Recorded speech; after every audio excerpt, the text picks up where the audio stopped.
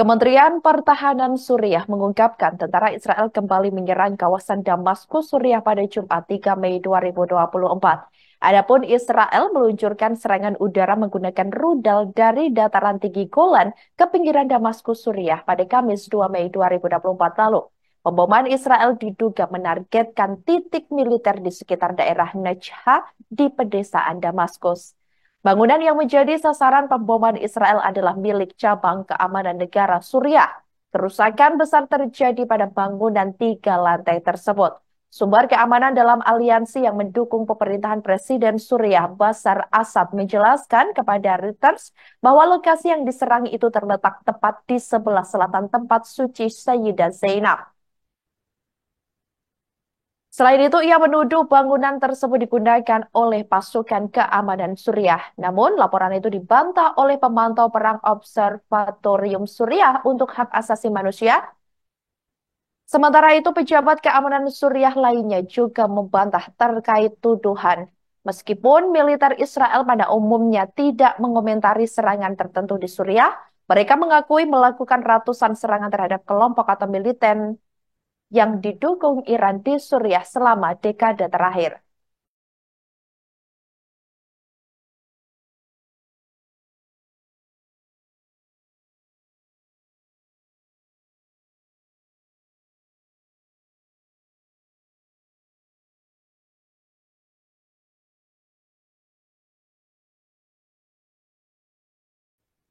Perang antara Israel dan kelompok Hamas di Gaza masih terus berlanjut. Terbaru, Turki telah menghentikan semua perdagangan dengan Israel buntut perang.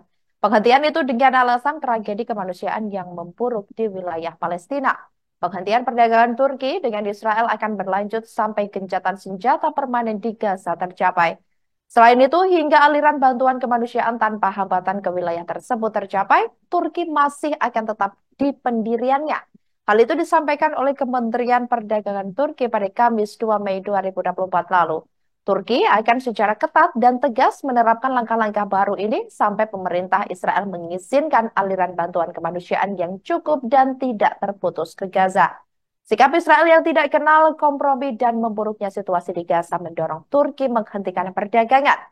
Kedua negara diketahui memiliki volume perdagangan sebesar 6,8 dolar miliar, maksud kami 6,8 miliar dolar pada tahun 2023. Mengenai langkah Turki, Menteri Luar Negeri Israel Katz telah memberi tanggapan. Ia menuduh Presiden Turki Recep Tayyip Erdogan bertindak seperti diktator setelah pembatasan tersebut pertama kali dilaporkan. Perselisihan ini mungkin akan memperdalam ketegangan antara kedua negara yang dulunya merupakan sekutu dekat yang telah memburuk sejak dimulainya krisis di Gaza.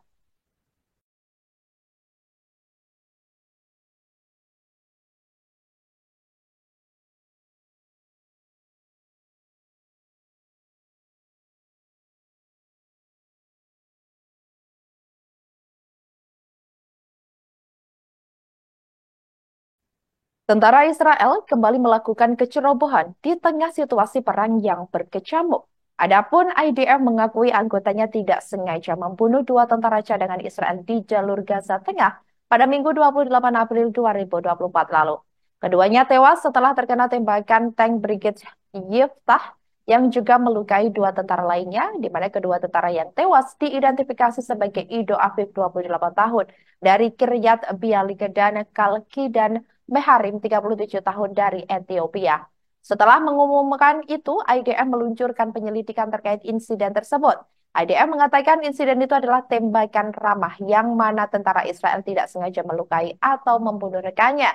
Insiden tersebut terjadi setelah gerakan Palestina, yakni Hamas, menyergap pasukan Israel di daerah tersebut, di mana tembakan itu menghantam sebuah bangunan di mana pasukan Israel lainnya sedang berlindung pada saat itu. Tentara Israel yang mengoperasikan tank menembak mereka meskipun keduanya berada di luar batas yang ditentukan.